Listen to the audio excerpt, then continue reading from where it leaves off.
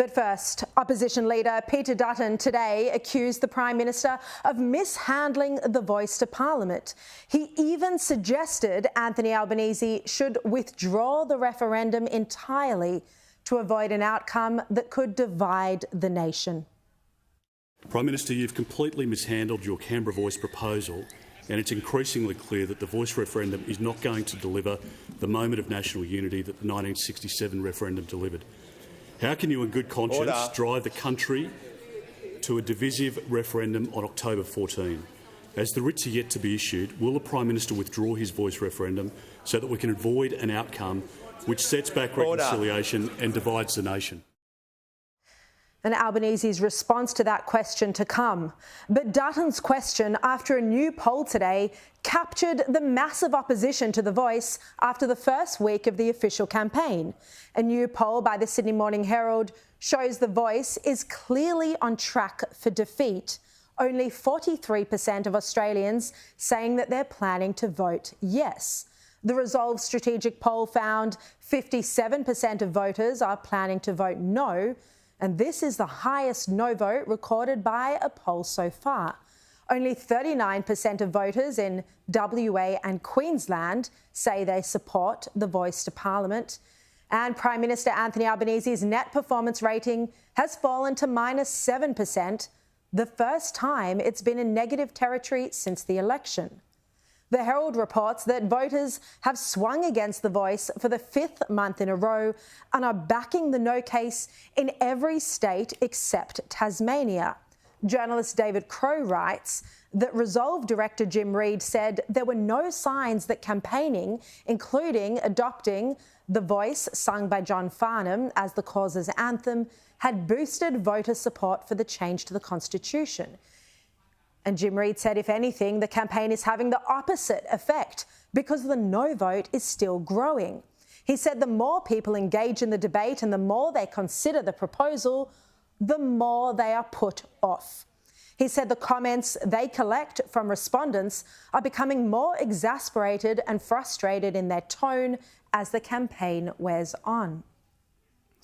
Despite the many polls now pointing to defeat, the Prime Minister privately is still adamant that the Yes campaign will succeed. His view is that all the Labor states will vote yes, the Teals will probably vote yes, and that could be enough to get them over the line. But the Australian columnist Chris Mitchell writes today that Albanese personally drives down the yes vote when he advocates for it. Mitchell writes, the yes case has been more damaged by the Prime Minister than by the no case arguments. And he argues that you won't read about what yes leaders and Labor power brokers are saying privately because most journalists support a voice and so aren't reporting on it. Chris Mitchell writes that neither politicians nor the Aboriginal leadership will go on the record, but many privately acknowledge Albanese has undermined his own referendum. He is the only political leader with enough profile to advocate for the voice, but he drives his own opinion poll ratings down each time he does and may also be damaging the voice. And Frank Brennan, who is a lawyer and who strongly supports constitutional recognition and a voice, he's argued that the way in which Albanese has gone about this process has contributed to its likely failure. He was particularly critical of the 3 months of confidential negotiations that excluded all public involvement and instead relied on an inner circle to come up with this model. Frank Brennan wrote on September the 2nd that regardless of the result, he said, I do hope no future Prime Minister again makes a series of captain's picks without a process for public engagement. He says that's no way to bring the country together to vote yes. He says, sadly, the country will be divided whatever the outcome on October 14.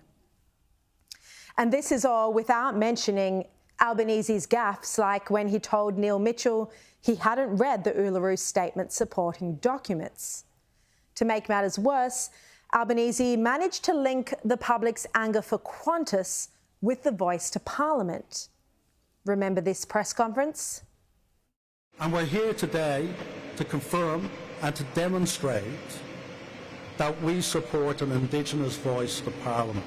There is no company in Australia that immediately says Australia like this brand of Qantas.